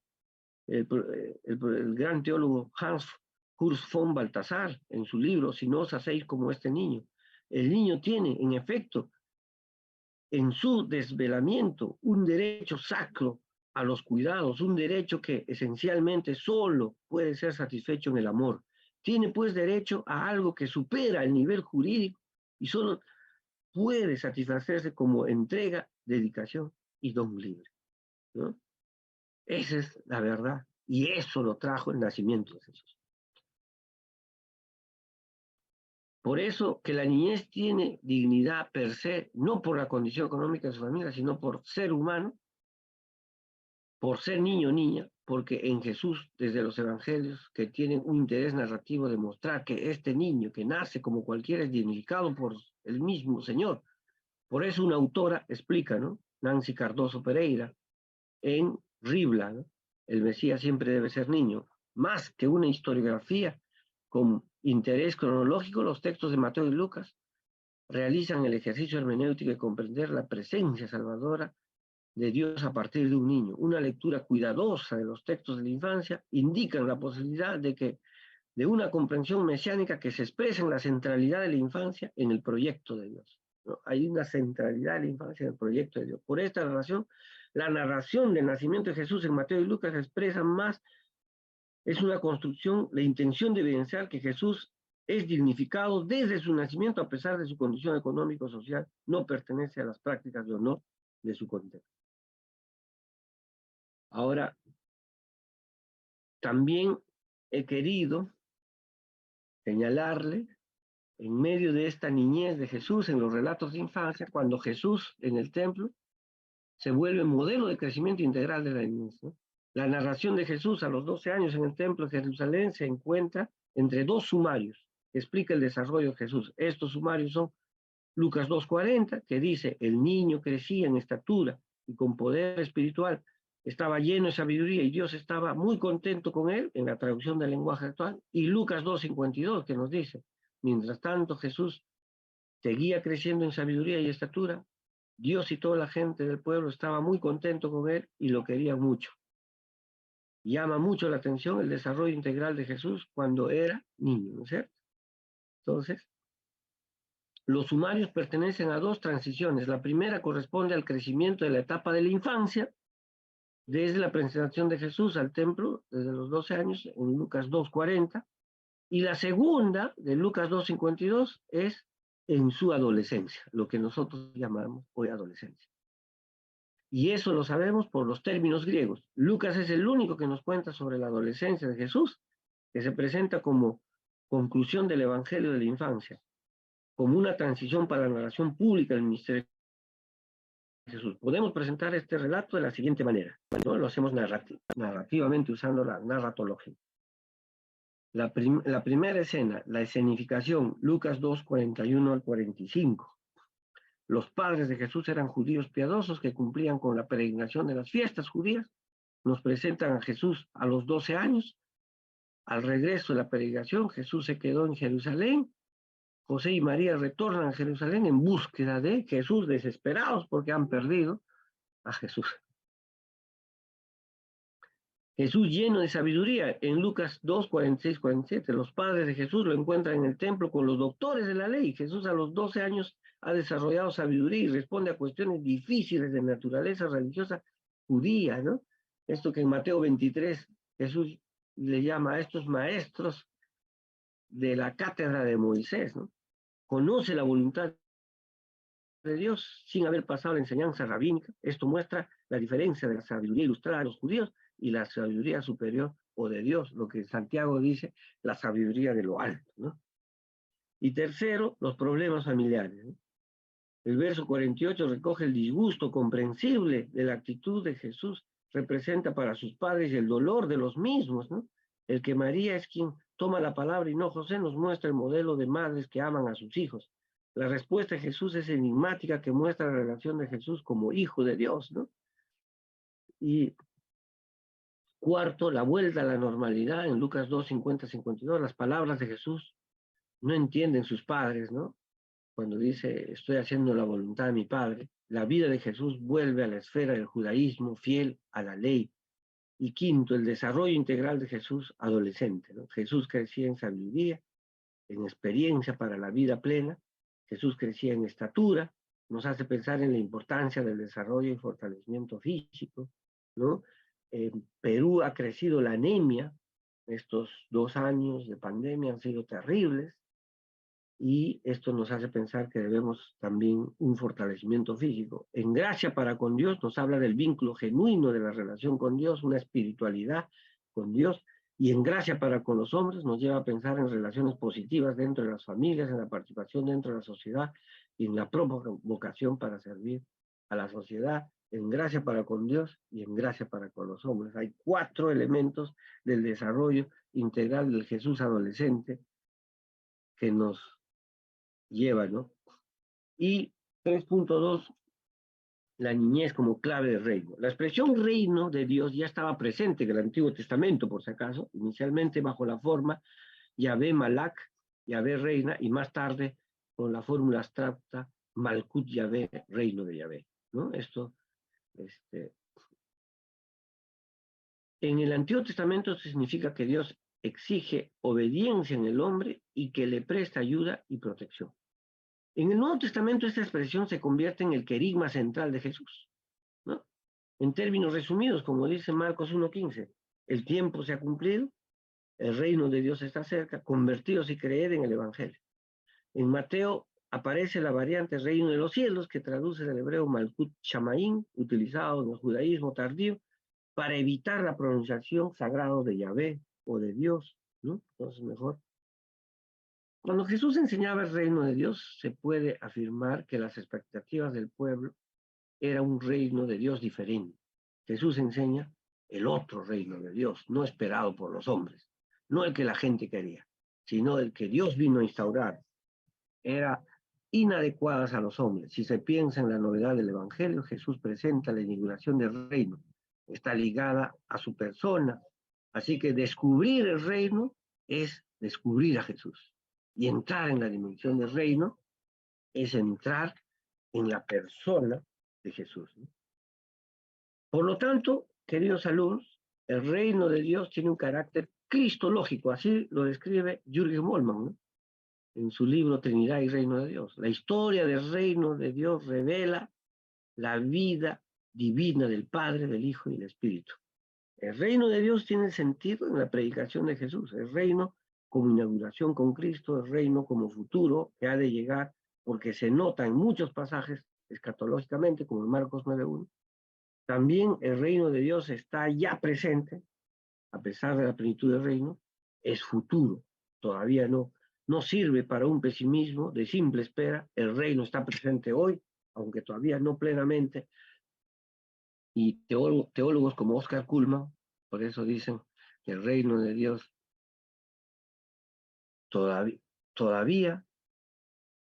ya y todavía no. Este reino de Dios anunciado por Jesús tiene una característica poco abordado, hay que hacerse y ser como los niños para entrar al reino de Dios, ¿no? Hay pocos libros que ven eso. Hablan del reino de Dios, ¿no? 78 veces se repite el reino de Dios en Mateo, Marcos y Lucas. Pero no abordan por qué Jesús dijo que hay que hacerse como un niño para entrar a este reino de Dios. Jesús presenta el discipulado más radical, ser como niños y niñas de su época, que ya hemos estudiado, que era ser difícil. Por sus significados nos muestra dar cuenta que la niñez era discriminada, ¿no? Porque significaba pobre, esclavo, inútil, tonto, indefenso. Y Jesús nos dice, si queremos entrar a este reino de Dios, tenemos que ser como estos excluidos y discriminados por la cultura de su tiempo, porque de otra forma no seremos parte del reino de Dios. Esta realidad se encuentra en Mateo 18:1-5, un autor explica la cuestión de los niños. Y el reino se relaciona con el problema del poder, los más débiles, los más pequeños resultan ser privilegiados a los ojos y a la economía de Dios, ¿no? Los niños y el reino de Dios, ¿no? Perdón, y por eso la opción preferencial por los pobres puede leerse también desde la opción preferencial por la niñez, que representa a los más excluidos de su cultura, a través de los niños y niñas que nos muestra el reino de Dios. Así podemos ver lo que Dios quiere, con la humildad, la disposición a confiar, aprender, a obedecer, perdonar, disfrutar la vida como un niño, y por eso hay que recibir a la niñez como a Jesús. Eso es reino de Dios, ¿no? Estos niños, por ejemplo, lo hacen todo jugando nuestros niños. De esta manera, si el mensaje central de Jesús fue el reino de Dios y esta predicación está incluida en la niñez, ¿por qué se excluyó la niñez en la teología por mucho tiempo? Tal vez por la lectura androcéntrica basada solo al hombre adulto, adultocéntrica. Es necesario comprender el reino de Dios también desde los niños y niñas que Jesús acogió, ¿no? Entonces, los valores del reino de Dios realizan nueva construcción de hábitos y virtudes, ¿no? El cristianismo como estilo de vida trae nuevas prácticas y promoción de nuevos hábitos. La práctica de cuidado de los más vulnerables, el uso del dinero también es una nueva forma. Y estas son las prácticas que están en la Biblia. Hay un nuevo trato a las viudas y mujeres, Lucas 8, 1 Timoteo. Un nuevo trato a los huérfanos, Marcos 9:36, y abandonados y después. Un nuevo trato a los extranjeros, ¿no? El nuevo trato a los prisioneros, el nuevo trato a la infancia, la actitud frente al infanticidio, aborto, exposición y pederastía. Jesús propone que los niños sean parte del reino de Dios, y un nuevo trato a los esclavos, como en Gálatas, Filemón, etc. Entonces, 3.3, servir a la niñez para ser grandes. La palabra diaconía remite al servicio. Servir en el Nuevo Testamento se confirma una forma de liderazgo en el sentido de servicio, que esto conlleva funciones dentro de las nacientes comunidades cristianas. Estos estudios nos llevan a decir que en el Nuevo Testamento la palabra diaconó significa servidor. También en el griego no bíblico sucede lo mismo, ¿no? El profesor Meyer explica que diaconeo fuera del Nuevo Testamento tiene 3 sentidos: atender a las mesas, cuidar de y servir, que es para esclavos, que es poco digno tanto para los griegos y para los romanos. La Septuaginta no usa la palabra diaconé, pone otras palabras porque en el judaísmo se consideraba que el servicio era indigno.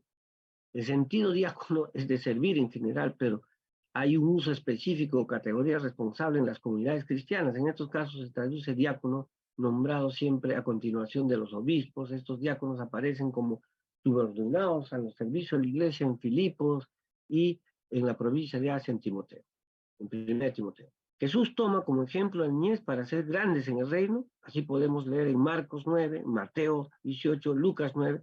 Jesús abraza al pequeño para ponerlo como ejemplo de humildad y vulnerabilidad, y para Jesús servir a estos más excluidos, justamente ser grandes en el reino.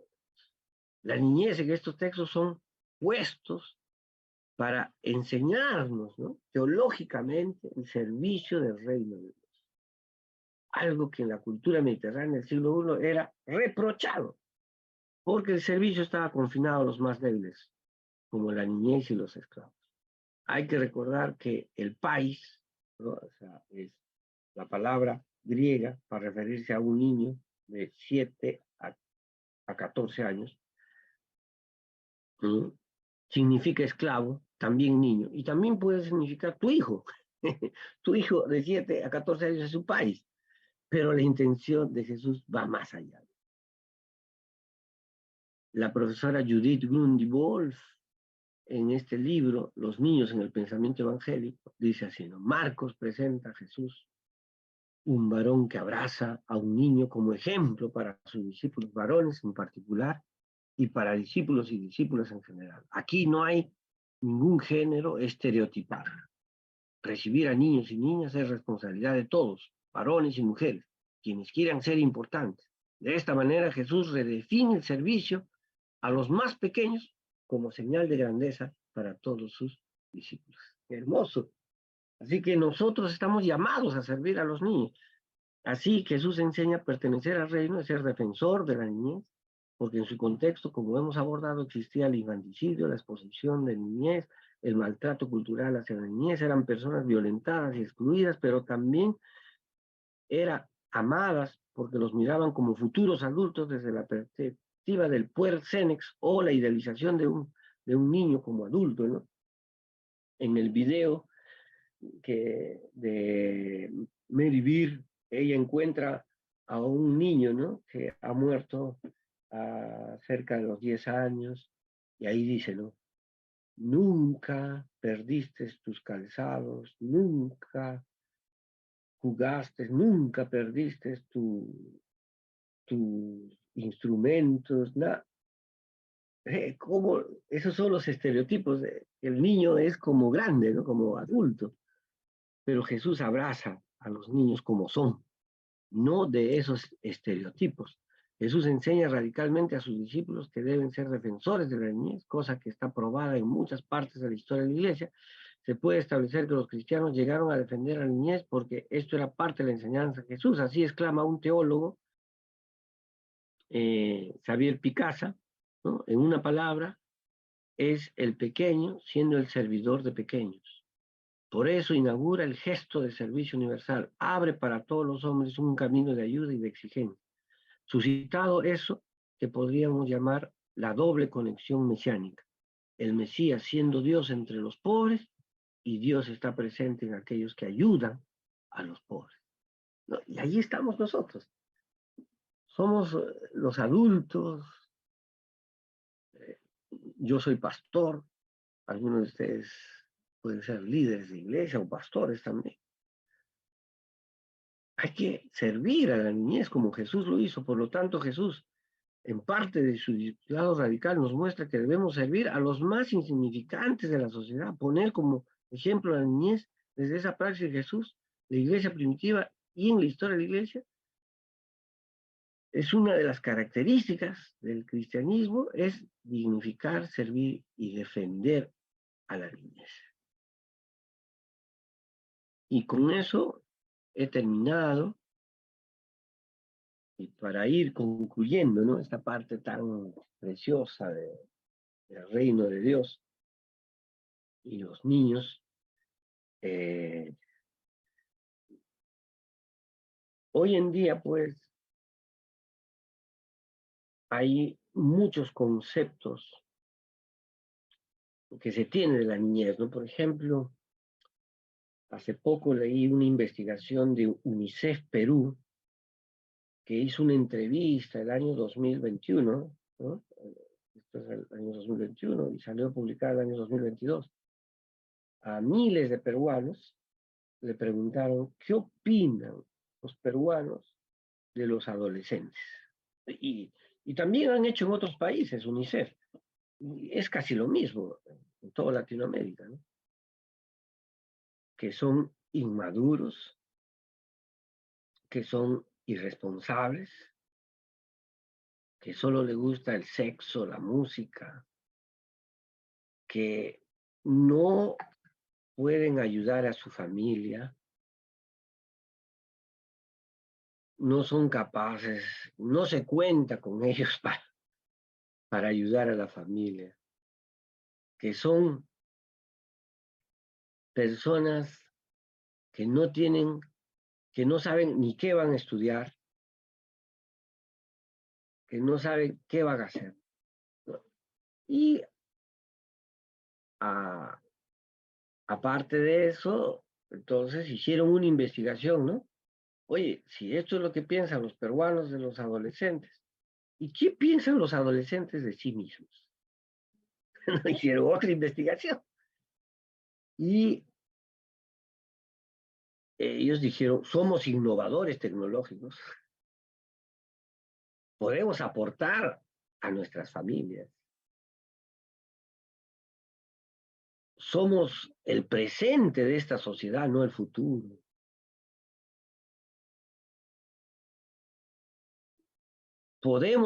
Tenemos un proyecto de vida, solo que a veces no es lo que el adulto quiere. O sea, por ejemplo, la clásica, ¿no?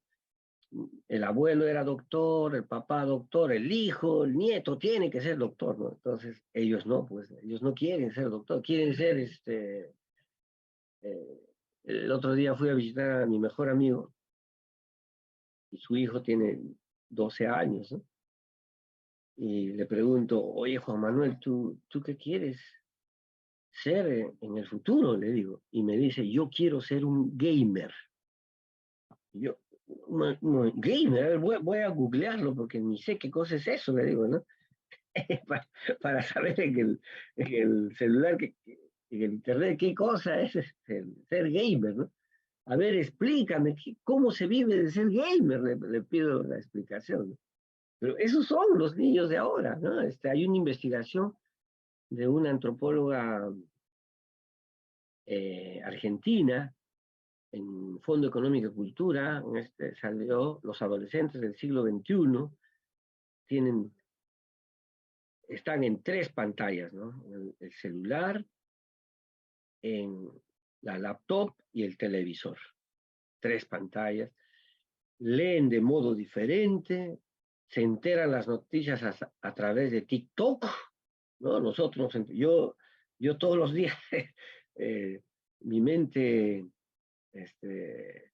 de base 5, ¿no? De 50 años, agarro, entro a mi internet y leo periódicos, ¿no? A ver qué dice la República, el Comercio, leo todo en mi aplicación de noticias. Pero ellos no, ellos entran a TikTok, ahí se enteran las noticias. Entran al Facebook, en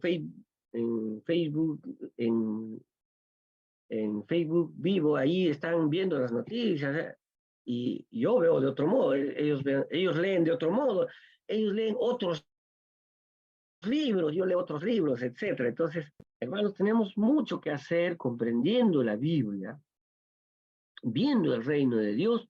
Podemos crear comunidades saludables de adolescentes, de niños, incluirle en la participación de las decisiones de la iglesia. Hay una metodología que se los menciono, que está en casi todos los países de Latinoamérica, porque es una metodología casi universal, se llama, ahí lo puse para todos, se llama Voz y Acción Ciudadana, son una metodología pública que adolescentes pueden participar de las políticas públicas de un país. Y tiene toda una metodología. Yo fui a un Congreso Nacional de Políticas Públicas de Adolescentes, de World Vision Perú, y me enseñaron esa política pública. ¡Qué hermoso! Y las iglesias también podrían hacer eso. O sea, tenemos que conectarnos. Ya la Biblia no son los niños que nosotros pensamos, es muchísimo más difícil, pero contextualizarlo hoy, esta poderosa palabra de Jesús, dejad a los niños venir a mí, porque de los tales es el reino de Dios, tiene muchas cosas, acciones que hacer.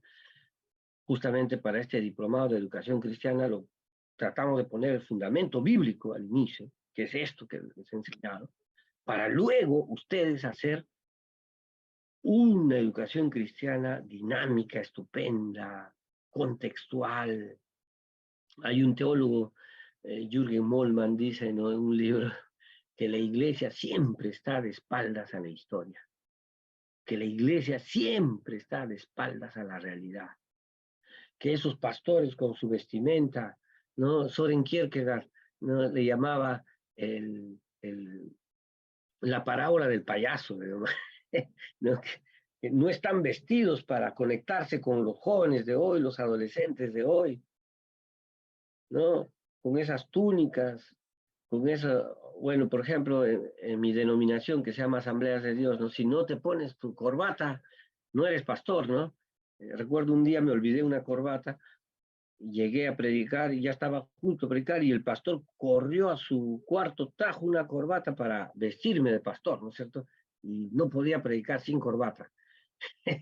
Entonces, todas esas cosas, la educación cristiana necesita fundamentos bíblicos. Los fundamentos bíblicos están en Jesús.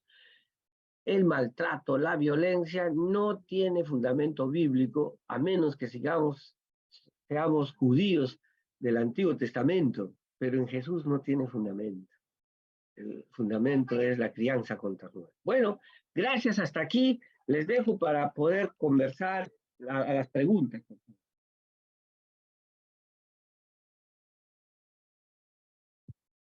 Preguntas, Marta comentarios. tiene la mano levantada, profesor. Marta tiene la mano levantada. Adelante, hermana Marta. Gracias, Dios les bendiga. Marta, Bueno, Amezquita. Amezquita de Colombia. Oh, qué lindo. Orgullosamente. Conozco Bogotá, Cartagena. Barranquilla. Esto es un paraíso, tierra que fluye leche y miel. Sí, qué hermoso. Colombia. Amén. Bueno, yo tengo aquí un paralelo en el que a veces traspasamos la línea. Por ejemplo, veíamos ahí como en ese tratamiento de los niños en la antigüedad era escasa la perspicacia psicológica. Sin embargo, hoy vemos que algunos psicólogos, excepto pues algunos cristianos que ya conocen de la palabra, encausan un poco más la orientación hacia unos extremos. Entonces, porque Jesús nos enseña precisamente a tratar a los niños con amor, se rompen con esas malas costumbres a través de la palabra, pero también nos enseña que hay que instruir al niño, ¿cierto? Entonces vemos como en algunos tratados psicológicos se van a otros extremos en ya catalogar la identidad como algo que debe ser dejado en libertad plena a los niños cuando ellos no tienen aún la orientación adecuada y por eso llega el problema de la confusión con la identidad de género, ¿cierto? Entonces ya algunos psicólogos hay que darle libertad a esa identidad de género y no darle la orientación adecuada al niño. Entonces pienso que ahí se están traspasando barreras que también están causando mucho daño precisamente por no conocer de la palabra. También miro acá en el contexto de cuando hablamos que la niñez era un entrenamiento para la adultez, en el caso de Jesús en el templo. Entonces, depende también con los ojos que se le vea, ¿no? Porque, digamos, si yo lo miro desde el contexto de ese relato en la época, miro que precisamente él está teniendo un entrenamiento para la adultez. Pero si yo lo miro con los ojos desde la espiritualidad, veo que lo que él estaba revelando es parte de la sabiduría de Dios y también parte de ese desarrollo integral. Y, y lo otro que también siento que se cambió, siento no, así no está demostrado, pero se concluye que se cambió el concepto de servicio, porque cuando servicio era visto como una esclavitud, vemos como a través de la palabra el servicio es algo grato y si es el servicio a Dios es una honra. Bueno, era mi aporte. Muchas gracias. Bendiciones. Gracias. Sobre eso solamente quiero decir que los temas de niñez en la actualidad lo van a tocar con otros cursos, ¿no? Pero hay que romper mitos. El niño aprende jugando. Tú le puedes... Yo tengo un bebé que se llama Emanuel, tiene 2 años y medio recién. Y yo, si quiero enseñarle que guarde sus juguetes, lo hacemos jugando.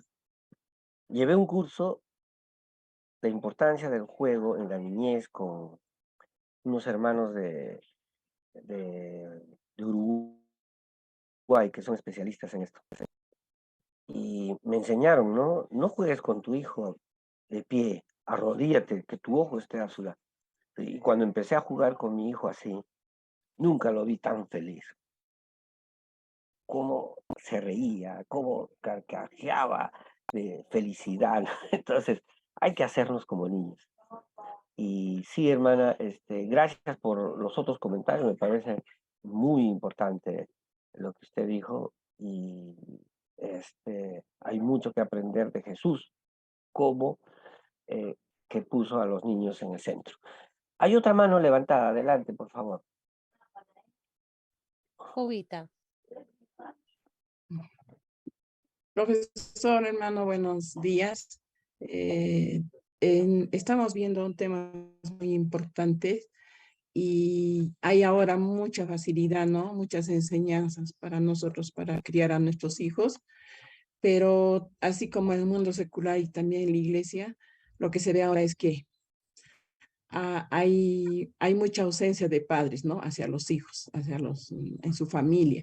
Y muchos hijos son abandonados y por ese motivo a veces nuestros hijos tal vez se forman mal o no son atendidos y son presa, ¿no? De muchos males de este tiempo.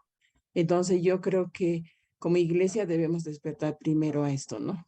Estamos buscando más lo material y no estamos viendo la vida de nuestros hijos. Gracias. Qué hermoso, hermana.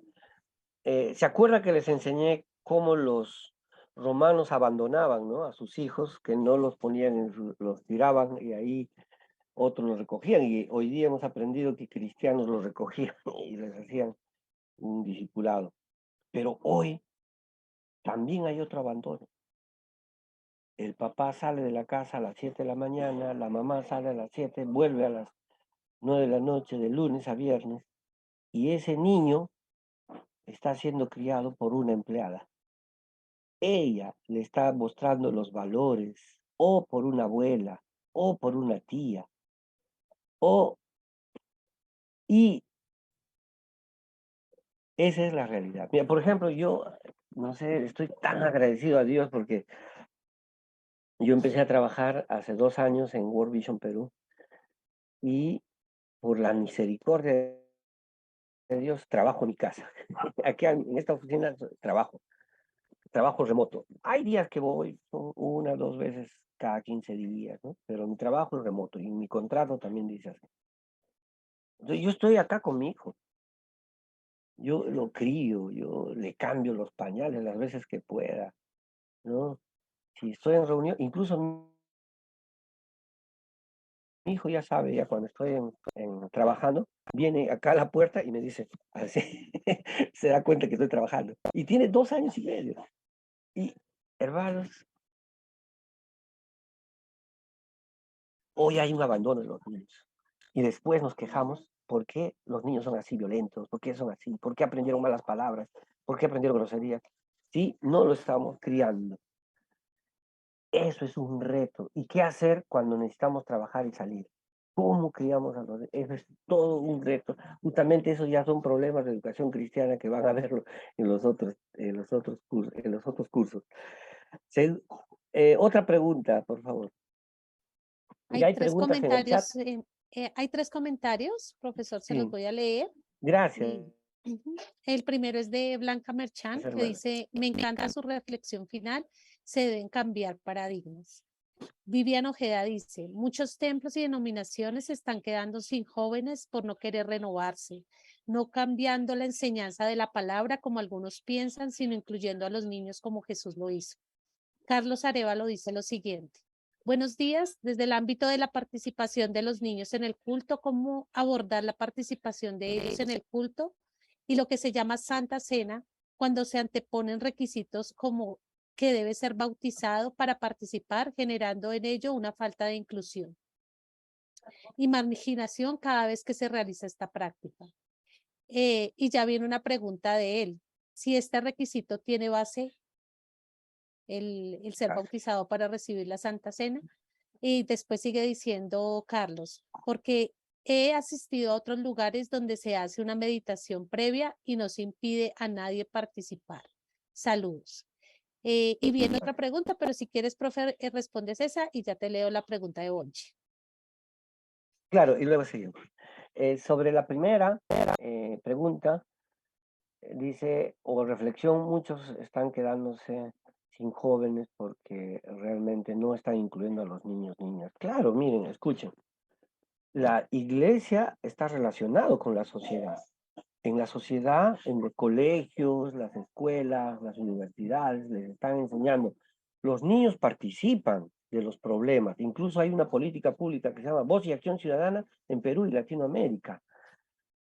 Y en las iglesias hay una visión adultocéntrica. Le hacemos planes de trabajo, un hermano de 50 años para un adolescente. Nunca le preguntan, no hacen diagnósticos pastorales, etc. ¿Qué cosa estamos haciendo? Programas que no le llegan a tu corazón. Por eso se está perdiendo a la niñez. Y es necesario volver a hacer una educación cristiana más amplia, más participativa. ¿Qué es participativa? Que el plan de trabajo que se realiza para los jóvenes, adolescentes y niños, que estén pues los niños representados, niños y adolescentes, no todos, ¿no? Los más maduros, los que pueden aportar, los que conversan más, dialogar, hacerles encuestas anónimas, etcétera, escuchemos las voces de ellos. Eso es participación en la iglesia. Lo segundo, que es una pregunta del hermano Carlos Arévalo, ¿no? Que le llama la atención que en la Santa Cena y los bautizos no se incluye a los niños, y si eso tiene base bíblica. En realidad, querido hermano Carlos, y para todo el salón, aquí tenemos una base bíblica fundamental y aquí tenemos interpretaciones denominacionales. Por ejemplo, la Iglesia de Dios interpreta que, por ejemplo, el lavado de los pies, que lo practicó Jesús, se sigue haciendo. Ellos tienen una ceremonia de lavado de los pies. Y no hay en todas las denominaciones eso. O también, ¿no? La Santa Cena, en 1 Corintios, antes de la Santa Cena, es una comida que se llama ágape verdadera. Primero comieron su banquete y después viene la cena del Señor. En cambio, en las iglesias como Asamblea de Dios, primero es el ayuno, después la cena del Señor. Entonces, aquí estamos chocando con interpretaciones denominacionales. Pero podemos justamente llevar cursos como este y construir, escribir, ¿no? Bíblicamente, así como Lutero, ¿no? Hizo una propuesta y dijo, ¿no? Yo quiero esto. Y escribió bíblicamente y poner, ¿no? Y ahora nos preguntamos, ¿hay fundamento para no bautizar a niños? ¿Cuáles eran los requisitos? ¿Hay fundamento para que no participen en la cena del Señor? Eso hay que estudiarlo. No encuentro respuestas clarísimas en el Nuevo Testamento, ¿no? No hay, sí, los niños no participarán o sí participarán, no dicen, ¿no? Sino que se reunían todos, ¿no? Y algunos dicen, si es todos, estaban pues también los niños. Y también estarían los invitados que no se habían convertido a Cristo todavía, ¿no? Por ejemplo, para bautizarse, según la Biblia, que el que cree se bautiza, ¿no? Pero nosotros, por ejemplo, en la Asamblea de Dios, no, el que cree tiene que llevar un estudio de vida nueva y recién se bautiza después del estudio, ¿no? Esos son denominacionales. Pero por un lado hay que respetar la denominación a la que pertenecemos, si es algo bueno, y si hay cosas que cambiar, como decía Lutero, iglesias reformadas, siempre reformados, hay que cambiarlas también. Adelante. Y creo que hay una última de Bochi, ¿no, querida hermana?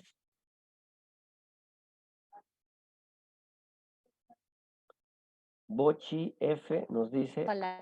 Sí, adelante. No, disculpe. Ya, gracias. Bochi nos dice, ¿cuáles serán los paradigmas hay hoy que enseñar al niño la palabra de Dios sin perder los valores cristianos y morales? Excelente, justamente ahí, volver a los paradigmas de la Biblia para no perder, ¿no? No perder los principios bíblicos. Eso sería mis comentarios. Y si tienen algunos últimos comentarios, adelante, por favor.